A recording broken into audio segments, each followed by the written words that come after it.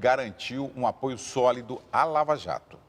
O Ministério Público, tanto federal quanto estaduais, tem se destacado no combate ao mau uso do dinheiro dos contribuintes. Mas na hora de defender os próprios interesses, procuradores, promotores e até juízes não teriam a mesma preocupação. É o que mostra um estudo em elaboração por um grupo de acadêmicos. O levantamento destacou as promessas de campanha feitas na disputa pela vaga de procurador-geral em Minas Gerais no ano passado. Entre as propostas para conseguir votos dos procuradores e promotores mineiros estavam auxílio moradia retroativo em 5 anos, adicional por tempo de serviço, indenização por plantões de fim de semana, reajuste no valor das diárias de viagens, férias pagas 2 vezes ao ano, auxílio livro e material de informática. Cálculos preliminares feitos pelo grupo de estudo formado por acadêmicos de diversas áreas e instituições revelam que, com a soma desses benefícios, o rendimento mensal líquido de um procurador poderia chegar a R$50 mil, sendo que hoje o salário bruto não passa de R$30 mil por mês. Com isso, o orçamento só do Ministério Público de Minas passaria de R$1,85 bilhão por ano para mais de R$2 bilhões por ano. Promessas desse tipo também foram feitas na recente disputa pela vaga de Procurador-Geral da República. Dos 8 candidatos ao lugar de Rodrigo Janot, pelo menos 4 prometeram mais benefícios aos procuradores. Entre as promessas estavam a incorporação do auxílio moradia de pouco mais de R$4 mil por mês ao salário mensal de todos os procuradores federais, mesmo os que possuem e moram em casa própria. O benefício seria estendido também aos procuradores aposentados, que hoje recebem R$24 mil líquido por mês. Desde 1988, os procuradores gerais de justiça dos Ministérios Públicos Estaduais são escolhidos a partir da eleição de uma lista tríplice. A mesma regra passou a valer para o Ministério Público Federal em 2003. A ideia era trazer mais democracia para essas instituições. Só que junto com ela veio também o corporativismo, já que tem mais chance de ser eleito o candidato que faz mais promessas. E efetivamente são questionáveis tanto do ponto de vista jurídico, mas certamente, indubitavelmente, questionáveis do ponto de vista moral. Ao meu ver, isso segue uma certa, digamos, pressão corporativista interna dessas instituições. Nós pedimos ao Ministério Público de Minas Gerais que se manifestasse sobre o estudo, mas não tivemos retorno. A ideia é, faça o que eu digo, mas não faça o que eu faço, é isso? Eu acho que não é uma tradição corporativista, não, é uma tradição brasileira. Veja como foi eleito o Michel Temer e a Dilma. As promessas que eles fizeram foram promessas as mais absurdas possíveis e o povo foi enganado. Com 54,5 milhões de votos, elegeram os dois. Então, isso não passa só pelo judiciário, passa pelo povo brasileiro. O povo brasileiro é enganado todos os dias. Essa coisa de ter 3 e ser escolhida a segunda, que é a indicação do Michel Temer, é mais uma punhalada que tem dado na sociedade. Senes, o corporativismo está tomando conta e o Ministério Público, que é uma instituição que prega moralidade, né? Pelo menos na administração pública, não deveria fazer o contrário? William, eu acho que nesse caso o Ministério Público é um dos vários casos de ação corporativa danosa que a gente tem no Brasil.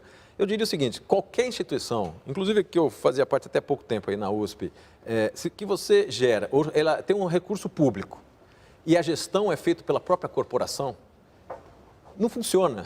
O princípio está equivocado. Você não pode dar autonomia orçamentária do qual ele não depende, não está relacionado à performance, não está relacionado a nenhum outro parâmetro, e fazer com que essa autonomia seja gerida pela própria corporação. Qualquer corporação no mundo vai tender a fazer o quê? Pegar o orçamento e aumentar os seus próprios benefícios. Não necessariamente melhorar o serviço para a sociedade no qual eles foram criados. Que gerou a própria instituição.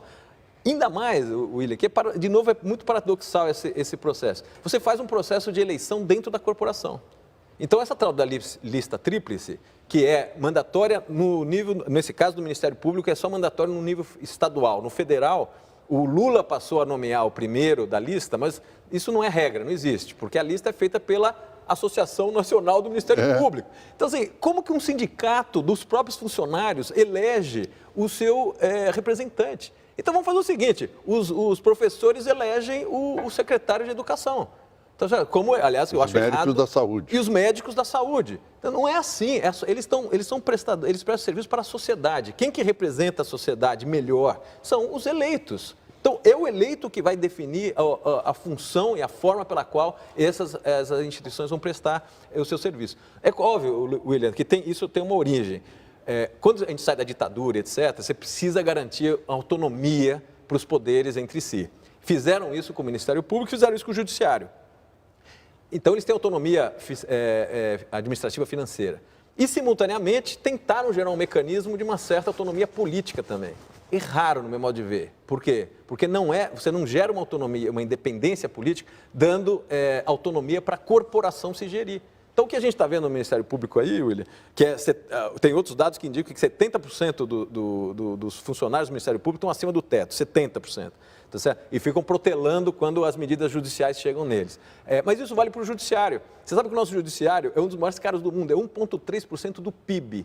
No mundo, um judiciário, em geral, custa 4,4%. Nós somos mais ou menos 5 vezes mais caro do que a média, 4 vezes mais caro do que a média no mundo. E aí você vai ver para onde vai o recurso do judiciário, que cresce ano a ano, ele não vai para melhorar informatização, por exemplo. Você tem até hoje processo em papel. Nós estamos em 2017, tem processo em papel. Se esse recurso todo tivesse ido para informatizar e fazer a nossa justiça não demorar 5, 6 anos em cada instância, você entra com um processo, qualquer pessoa, aliás, eu tenho 2 experiências que eu desisti na segunda instância, porque já estava no 12º ano.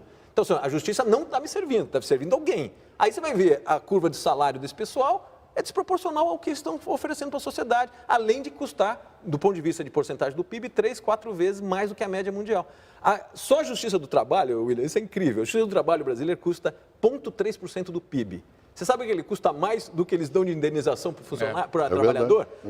Cara, é uma instituição que está vivendo. Se ele dá menos... Então, faz assim, acaba. Se ele dá menos benefício para os trabalhadores do que o custo, faz o seguinte, dobra o benefício para os trabalhadores e acaba com a justiça. Tá certo? Não faz sentido o mecanismo custar mais do que o fim dela. O meio está maior do que o fim. Então, assim, esse processo, William, de novo, ele sempre tem a ver com uma certa lógica institucional. Ele foi criado com uma boa intenção, de dar autonomia depois de uma ditadura. Agora, se você montar esse mecanismo errado, ele vai gerar o que a gente está vendo aí, um mecanismo de corporação. Isso não tem como mudar, né? Se você for analisar mesmo, porque você está mexendo nas instituições mais fortes do país, que é o judiciário. Como é que você vai mudar quem te julga? Exatamente.